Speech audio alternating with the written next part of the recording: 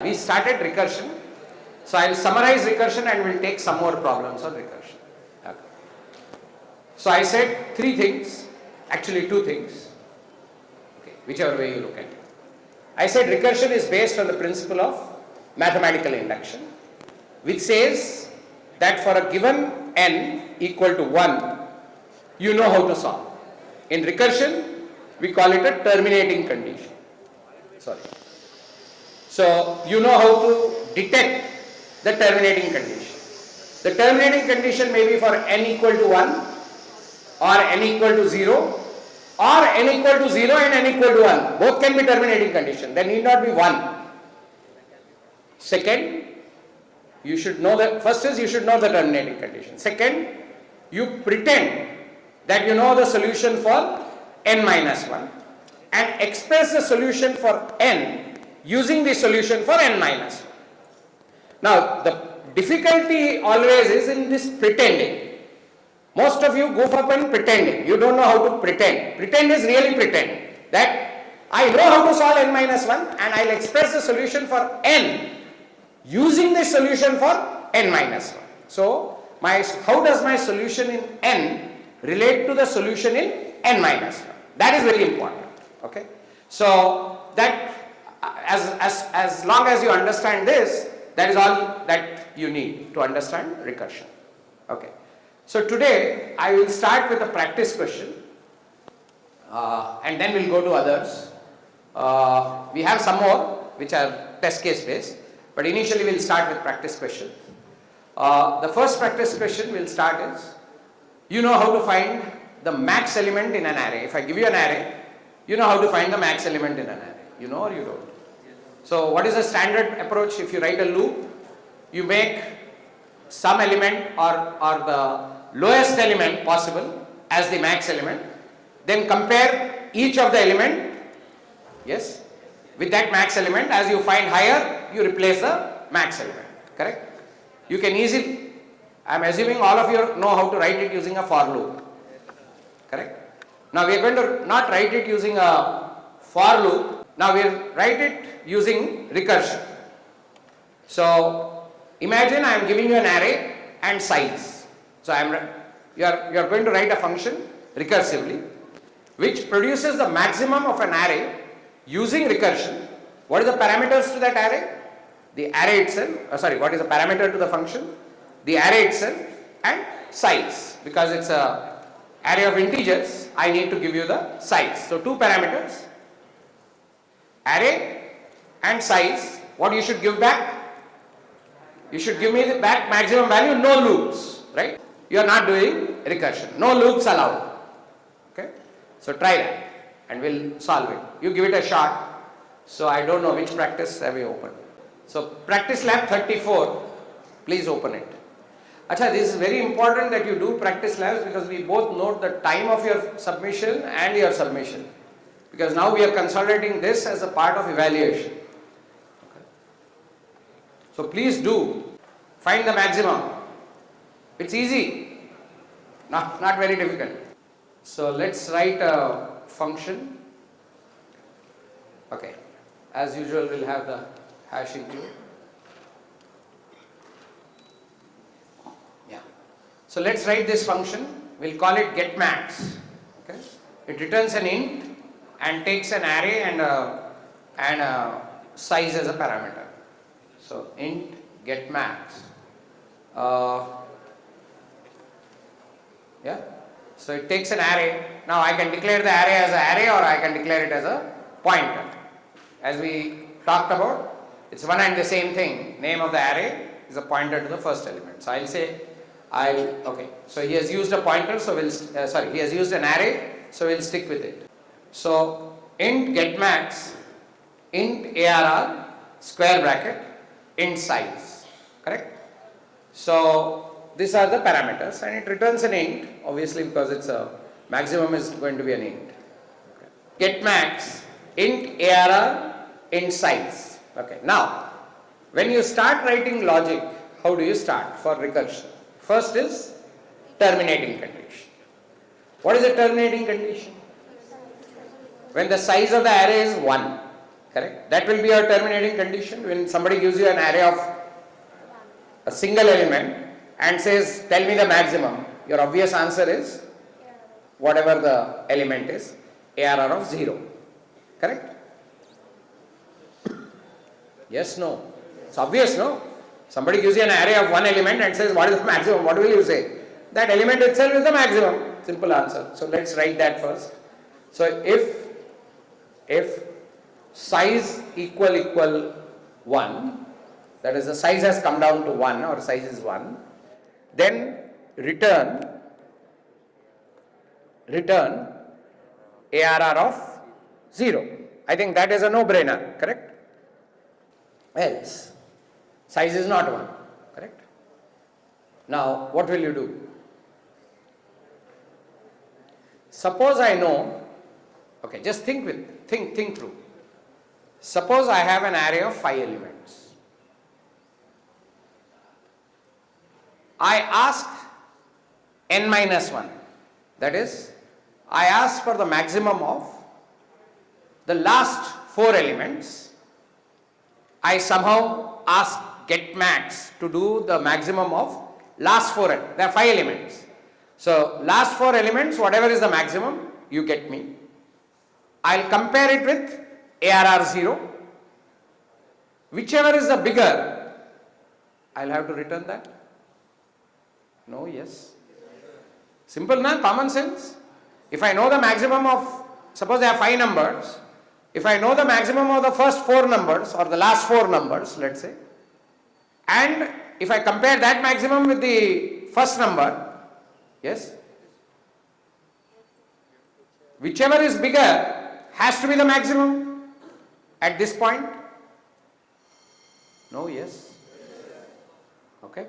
So, can I write that code? If ARR of 0 is greater than, if ARR of 0 is greater than get max of, now things get a little tricky, the remaining elements in ARR, right? ARR 0 and the remaining elements in ARR. So I can say either the ARR should point to the first, it is pointing to the first element, it should point to the second element, correct? So if I advance the ARR, yes, no? If I simply say else get max of ARR plus 1, now, or I can say ARR plus plus also.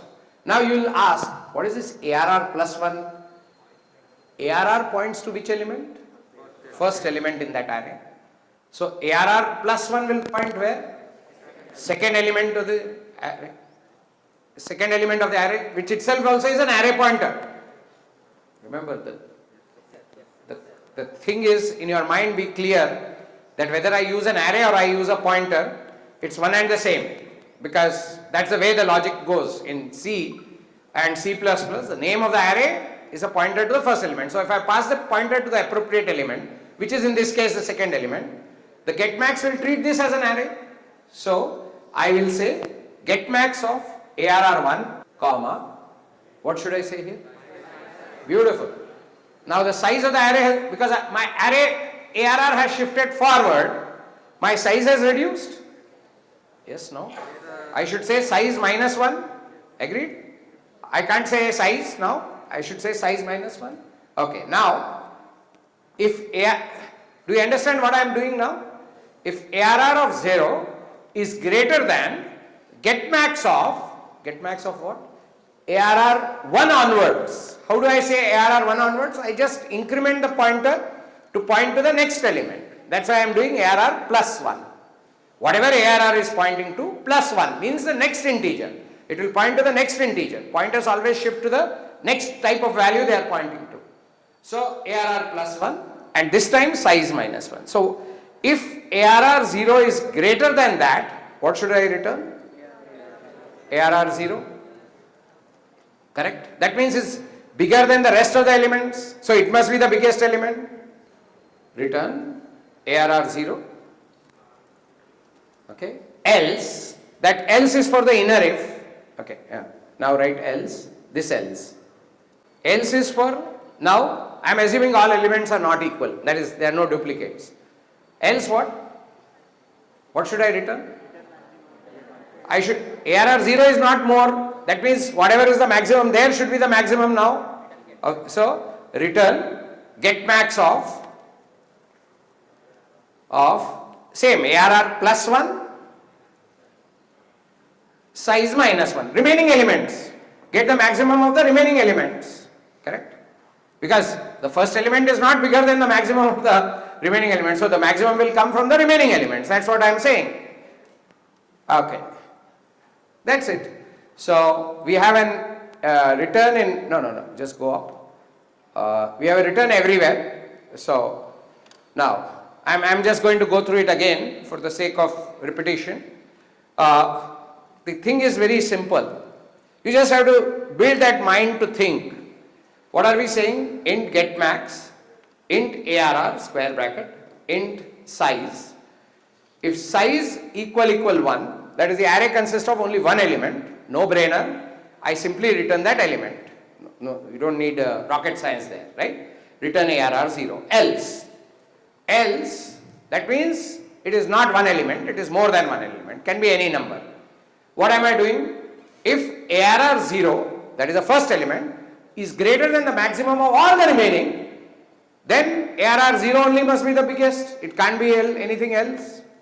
If ARR 0 is greater than the maximum of all the remaining, then ARR 0 is the biggest. So I return ARR 0. Else, no, the maximum of the remaining has a higher number.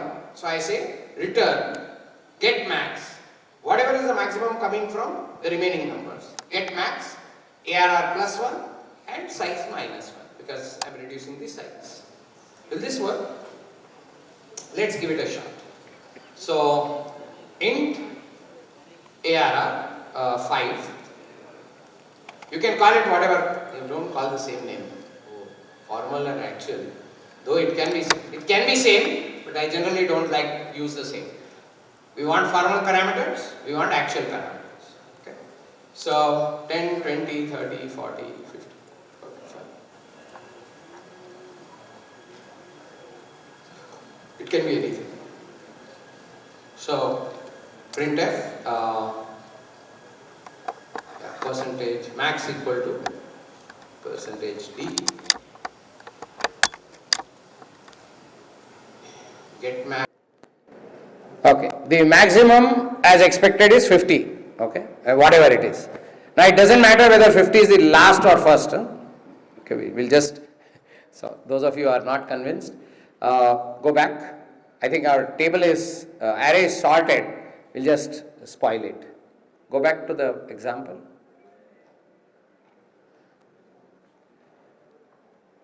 Go to the main. We just run it again, just to prove to ourselves it's working okay. Okay. So the answer is 100 as expected. Did you understand how it was working? No, yes. No. Why I am little surprised is because nobody solved it. Anyway, now here is another question which you have done otherwise using iterative programming. Now, if you have you understood this? Or no? We are just advancing the array and passing it on. Nothing much. You just have to get used to that. Advancing the array, getting used to recursion and all that. Okay? Okay. Now here is another question. Do it using recursion. Okay? Yes? One more. You have done this before, but not using recursion, using a for loop or a while loop. Get the number of vowels in a string. I showed you how to read a sentence, no? Get us? Did I show or no? Yeah. Okay. Given a sentence instead of a string, just a full sentence, you have to tell me how many vowels are there in this sentence, but how? Using recursion. not loops, no loops. Are we clear? Should not use any loop, no for loop, no while loop. The number of vowels, get V count. I think we wrote something like that. Get V count, vowel count in a sentence using recursion, not using for loop. So write get V count without using loops, that is using recursion.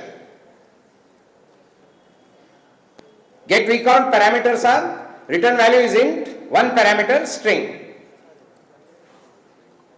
You have to be little clever and write it. Parameter is just a string, that is char star s or array of characters. Because for string you don't need a size, it is anyway terminated in a \0. String or sentence, you can take a sentence also. Okay, practice lab 35. Acha, please record them in the same practice lab will tell you, because that's how we will take tabulation. Don't, as far as possible, don't spoil the sequence. If you say practice lab 35, you put it in practice lab 35 only. Yes, somebody I think wrote. How many finished? No loops. No loops is is recursive if you don't use loops. Because there is no other way. Either you use loops or you use recursion. We need to do a couple more. We will start. Okay, how will you do? Huh? See, it all hinges on how do you detect terminating condition. For a string, what is a terminating condition? That star s is equal to \0. If the star s is equal to \0, you will return 0, because if you are given an empty string and said how many vowels are there in an empty string, what will you say? I will say 0, correct?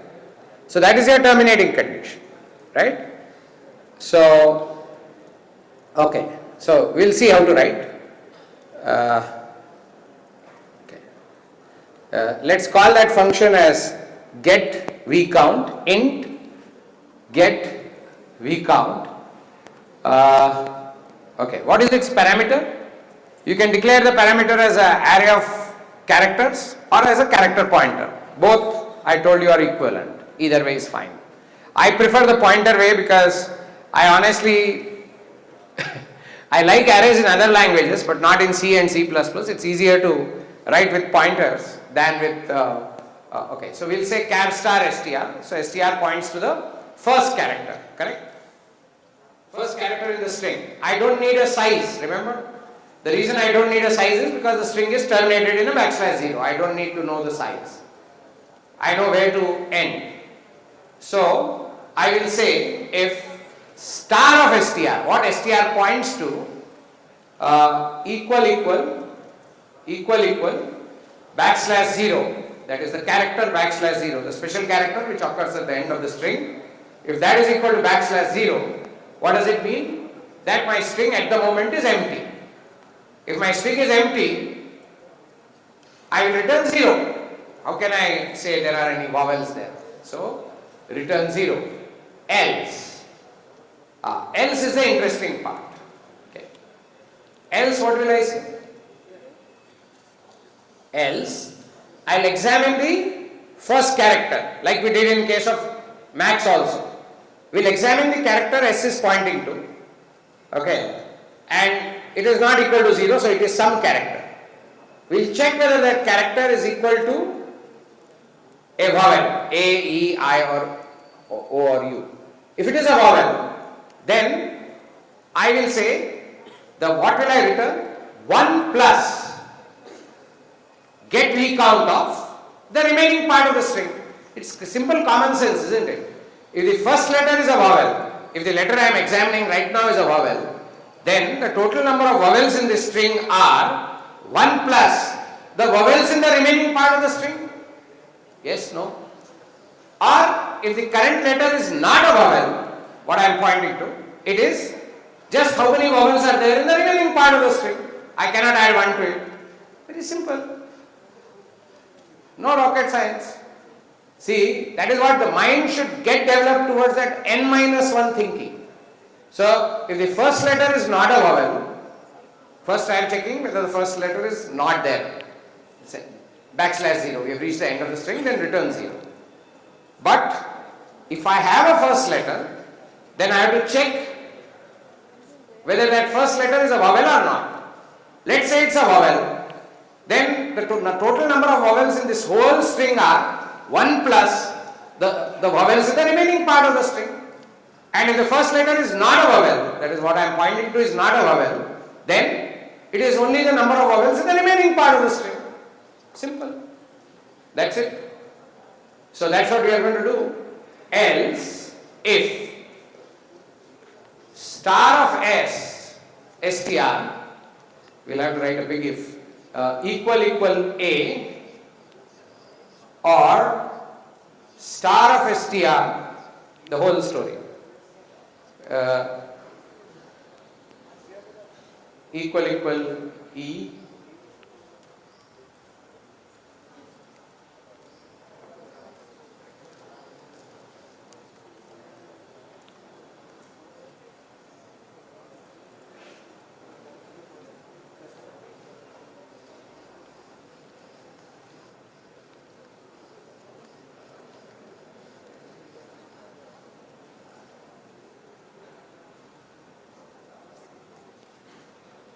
okay, so what he has written is, if star of str is equal a or star of str equal e, whatever, I, O, U, if any one of these is there, what str is pointing to, then what should I say? Then my vowel count is 1 plus. I have determined that the first letter of whatever I am observing is a vowel. So 1 plus whatever are the vowels in the remaining part of the string. Correct? Because this is a vowel. So it should be 1 plus the number of vowels in the remaining part of the string. So I will say, return 1 plus get v count. Okay, v count, yeah, open bracket. What will I say here? Wait. I can say str is equal to, I can say str plus 1 or I can say str plus plus. One and the same thing, right? No, yes. So I can say str plus plus. I'll pass up. So advance str so that I know that I'll know the number of vowels in the remaining part of the string. And string means I'm passing that pointer, correct? So get v count. No, you should say plus plus str. Remember, I have to advance it and send. Are you with me? I should not advance it after I send it. I should advance it and then send it. It's a pre-increment. I have not talked about this too much, but I am sure most of you can figure it out. Plus plus str means first increment and then give it to get v count, because we want v count to start with the next guy. So first increment it and then provide it as a value, okay, as an address. So does everybody agree with this if part? No, yes. We are saying 1 plus, because it happens to be a vowel, we are saying 1 plus whatever the vowels are in the remaining part. Else, the inner if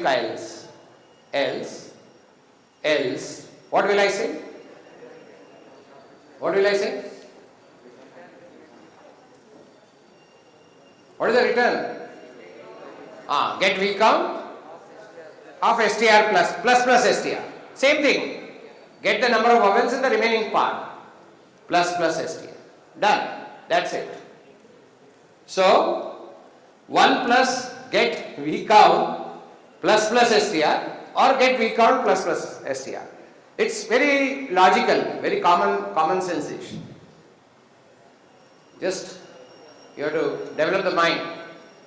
So we have got 100. Printf. We want to give a sentence.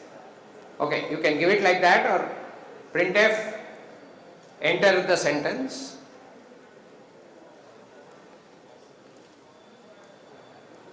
This is not needed. Enter the sentence, \n. Then get s of arr 1. Get the string sentence in arr1. Then call this function and print the output. So printf The number of vowels are,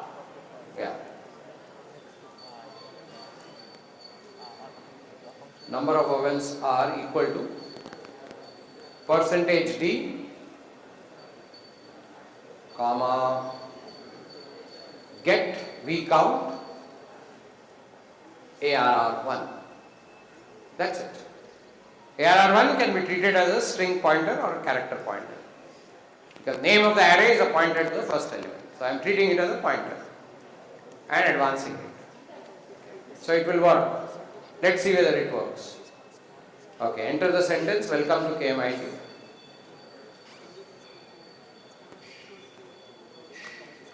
Okay, the number of vowels happen to be 5. I think that's okay. E, O, I. Okay, so 5 vowels are there, so 5 vowels. Isn't it easy? Isn't it cool way of writing code? Once you get used to recursion, believe me, you will start enjoying it. Okay. One more. We have done get V count, we have done max, we have done a few. Here's another. Counting, I am going to give you a string, very easy, dead easy. I am giving you a string, tell me the length of the string using recursion. Problem, solve it using recursion, length of a string, I am giving you a string. I am asking you, what is the length of a string using recursion?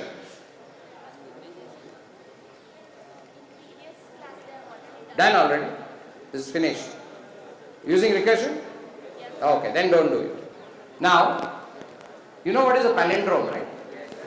Madam. I mean, there are many palindromes. I am just giving the example.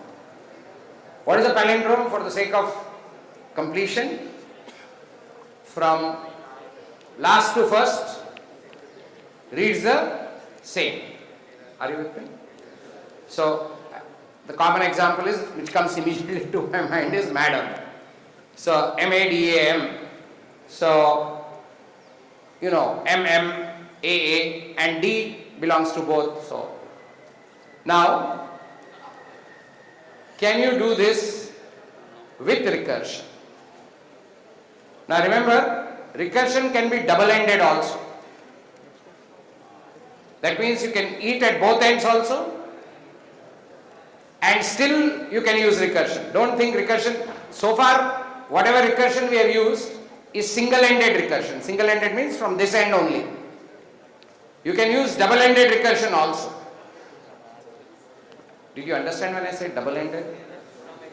One from beginning, one from ending.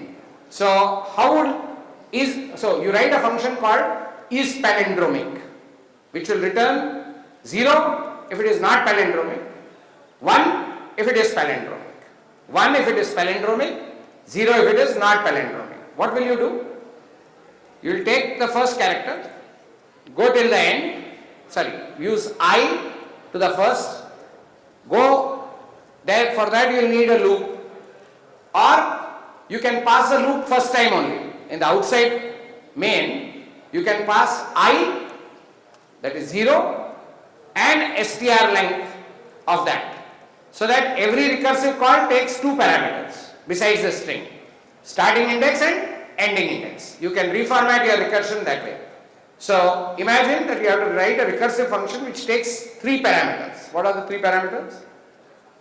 The original string, the starting index I, and the ending index j, in which you have to test. So what you have to do between I and j, is it palindromic or not? Did you get it? No, you have to think and get it, because if you have to go higher. So our is palindromic is a 3 parameter. It takes 3 parameter and returns 0 if it is not palindromic, 1 if it is palindromic. Okay? Everybody knows what is a palindrome. Both sides same. Both sides, if you go, same. Madam, example. So, if it is palindromic, that thing takes 3 parameters. That function takes 3 parameters. What are the 3 parameters? First parameter, the string itself. Second parameter, starting index in that string, that is I. index in that string. So write it like that. Practice lab 36. It has, please refresh it and then type, because now it has test cases. Yeah, you'll have to retype it. Please refresh it. You save it and then refresh it, it will come with test case. Just save it and refresh. Your code will stay. Now do that, because then you will have it. We have just added a test case to check with recursion. Okay, here we go. This is a little tricky, not very, but little tricky. Okay, let's go and write the code. Observe. Okay, so here we go. So we'll start writing. Yeah, just watch the way we are doing it. I'm going to define the recursive function called is palindrome. Return 0 if it is not, 1 if it is. Okay. Palindrome. It takes 3 parameters.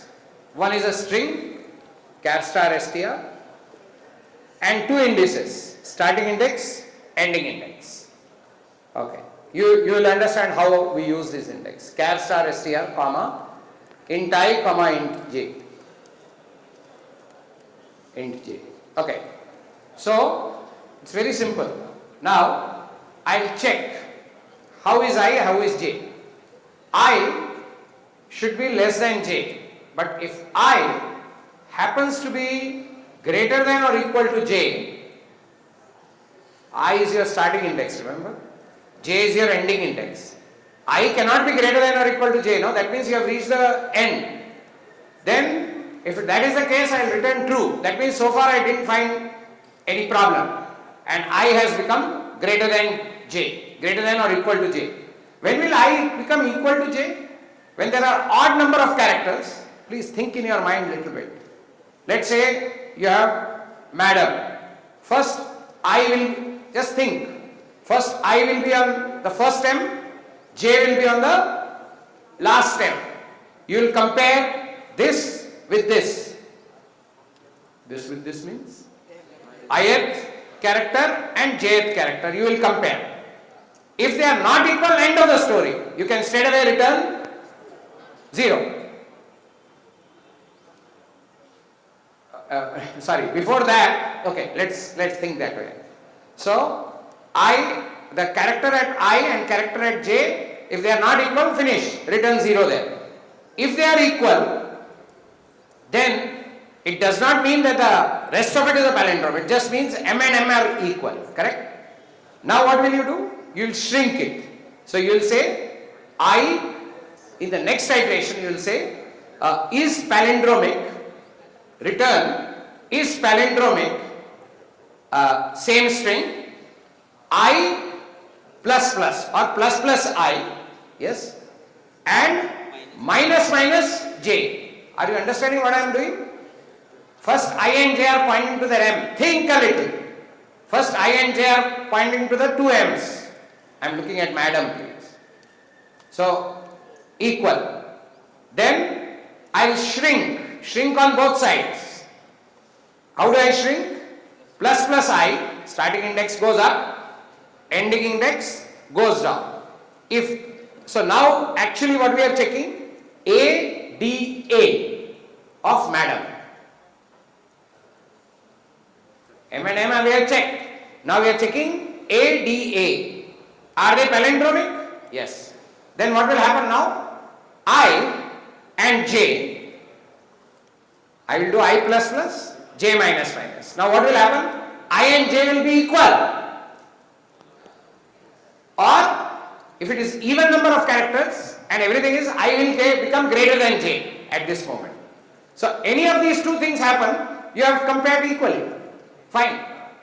Yes.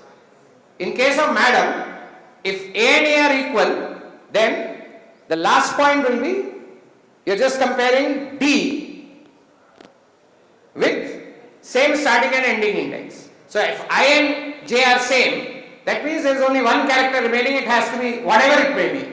Whether it is madam or MALAM or MAKAM, it doesn't matter.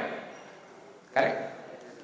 It is still palindromic because it's that odd in between character. Correct? So that is how we check. This is one way of checking. Okay. As first year is going, this is fine.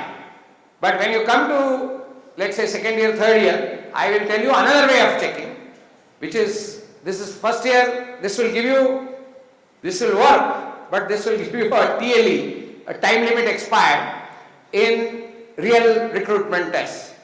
What there you have to do is, you have to start at the center and expand. You are getting me? Here what you are doing? You are starting at the ends and compacting and coming in.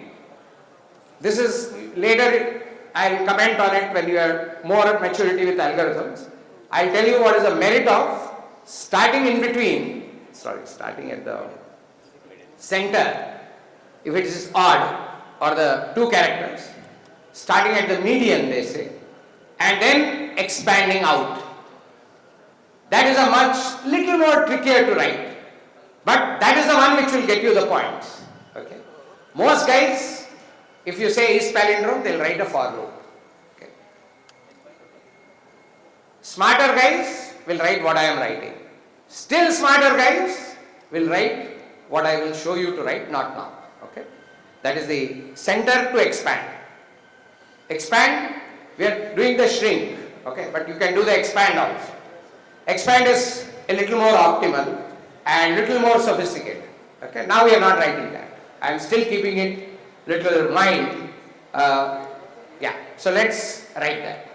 So if I greater than or equal to j, that means there is nothing.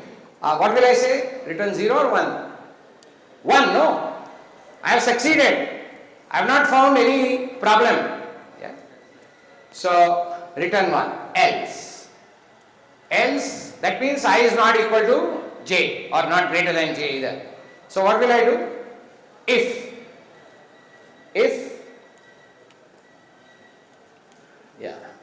now I will treat it as an array. That is easier for me to do. str of I, I can do either one, suit to convenience. str of I equal to, str of j. Yes? If str of I equal str of j, then what will I say? That means the last two are fine. Then I have to say it depends on remaining string. Now I don't know what the rest of the string is. So I will say return is palindrome, same char star str, comma, okay. What will I say? Plus I, no, not I plus plus. Not I plus plus, please. Plus I, first increment and then give. Okay. So plus I, comma, minus j. By now, some of you would be convinced this is all return semicolon. Okay. It depends on this now. The last two characters are same. Now the remaining part, both sides shrunk, whether it is palindrome or not, that will determine the answer. Agreed? Else it's very simple. Else what? Return 0. It can't be. The first and the last character are not same. Where is the question of palindrome? Return 0. Else return 0. Okay. Now I will go through it again and then we will see how to call it. Is palindrome? I am using the indices. If you don't like I and j, you can say a better way of naming is first and last. Correct? First index, last index. I will point to the first character, j will be the last character. So I am comparing if I greater than or equal to j. That means I have tested everything. Then I return 1 blindly. Else, it is not true. Else, if str of I equal str of j, that is last two characters are same. Now I can also use the pointer equivalent, star of str plus I is equal star of str plus j, going to the pointer notation. And this, we have to develop that feeling. Okay, but I am saying if str of I am treating it as an array, I am allowed to do that. Str of I equal strj, return. Now the last two characters are same, first and last, right? Now what do I do? The remaining part will decide whether it's a palindrome or not. Now it depends on the remaining part. So is palindromic, str, but from where should I compare now? Plus plus I, advance I forward, push j backward and do it. Else, if they are not equal, return 0. Now, okay, can we create an str? Achha, you have to get it from the user. 100. Okay. Enter the string. Okay. Get s str1. Okay. Then we will say what is the way you want to say?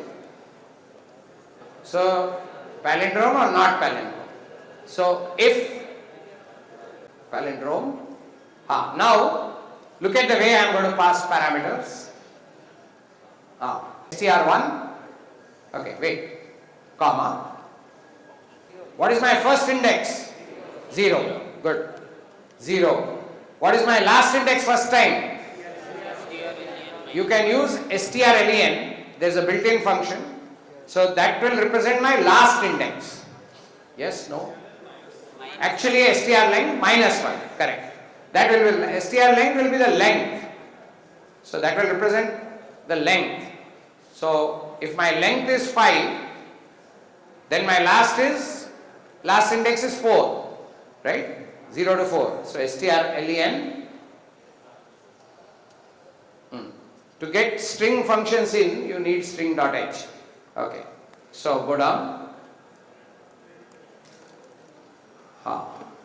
strlen of strlen is a function. Of str minus 1. str1, sorry. str1. Yeah. So if is palindrome str1, now initially I am going to start with 0, that is I, first I will be 0, first j will be last character. How do I get the last character? strlen minus 1. If is palindrome, printf palindrome, whatever the question says, palindrome, else we report printf not palindrome. Okay.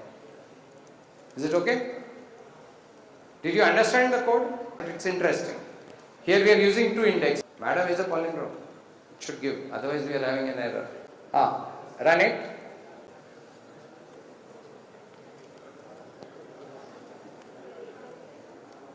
Madam is a palindrome. Correct, no? And Malayalam is also a palindrome. Right? So let's check that and then give a non-palindrome.